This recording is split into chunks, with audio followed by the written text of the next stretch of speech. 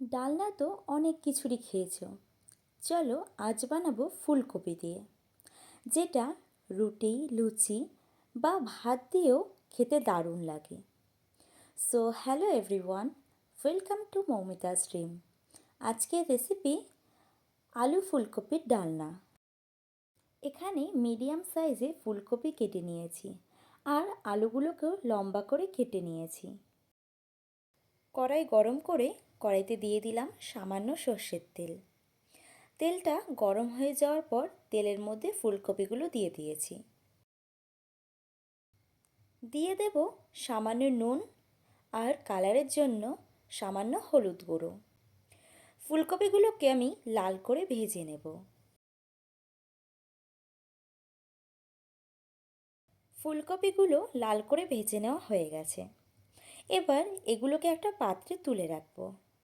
রান্নার আগে যদি ফুলকপিগুলোকে হালকা লাল করে ভাজা হয়, তাহলে ফুলকপির মধ্যে যে কাঁচা গন্ধটা থাকে সেটা বেরিয়ে যায়।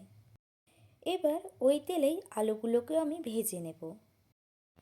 যেহেতু ফুলকপি ভাজার সময় নুন আর হলুদের ব্যবহার আমি করেছি, আর ওই তেলেই আমি আলুগুলোকেও ভেজে নিচ্ছি, তাই আমি আলাদা করে নুন আর হলুদের ব্যবহার করছি না আলুগুলো ভাজার সময়।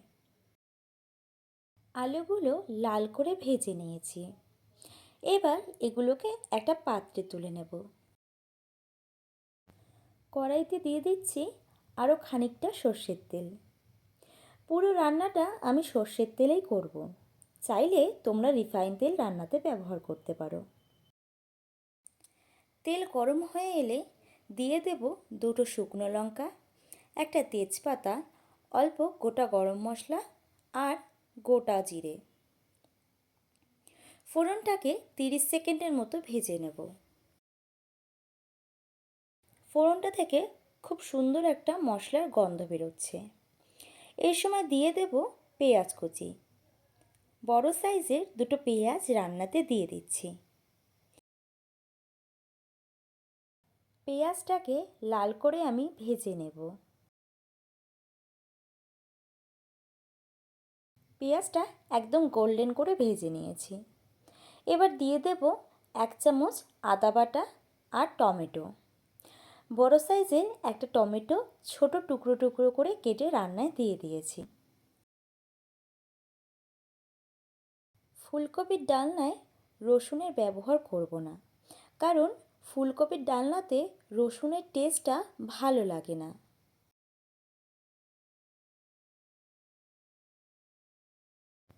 দিয়ে দিচ্ছি স্বাদ মতো নুন।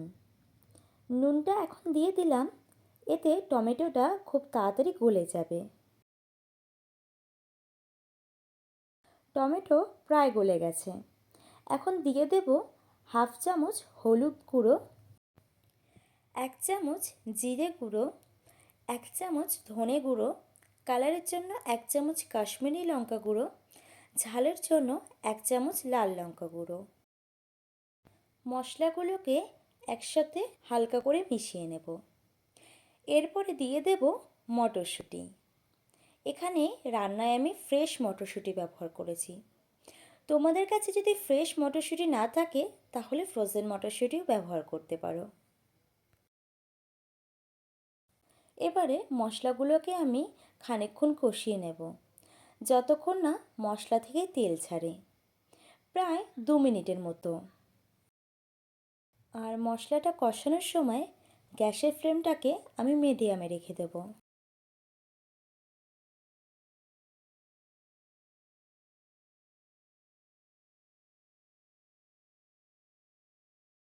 মশলাটা ভালো মতো কষিয়ে নিয়েছি।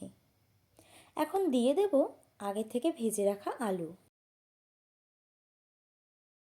আলুগুলোকে খুব একটা বেশি কষানোর দরকার নেই, জাস্ট মশলার সাথে 30 থেকে 40 সেকেন্ড নাড়িয়ে নেব। আলুর সাথে ফুলকপিটা এখন দিচ্ছি না, না হলে আলু সেদ্ধর অনেক আগেই ফুলকপি সেদ্ধ হয়ে গলে যাবে, তাতে ডালনাটা খেতে ভালো লাগবে না। আলুগুলো কষিয়ে নিয়েছি। এখন দিয়ে দেব 2 গ্লাস পরিমাণ জল। ঢাকা দিয়ে আলুগুলোকে সেদ্ধ করে নেব।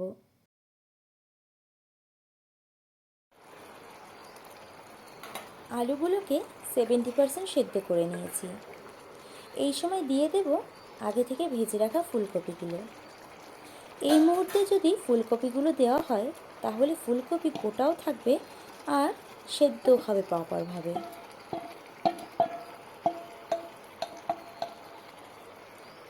ফুলকপিগুলো ঝোলের সাথে ভালো মতো মিশিয়ে নিয়ে ঢাকা দিয়ে দেব সেদ্ধ হওয়ার জন্য।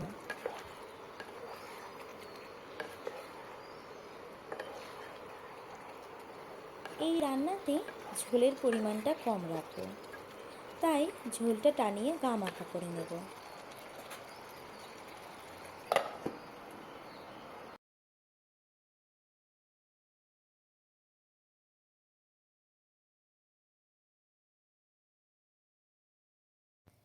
আলু ও ফুলকপিগুলো প্রপার সেদ্ধ হয়ে গেছে, খানিকটা ঝোল রয়ে গেছে, আর অল্প ঝোলটা আমি টানিয়ে নেব আর বাকিটা রেখে দেব।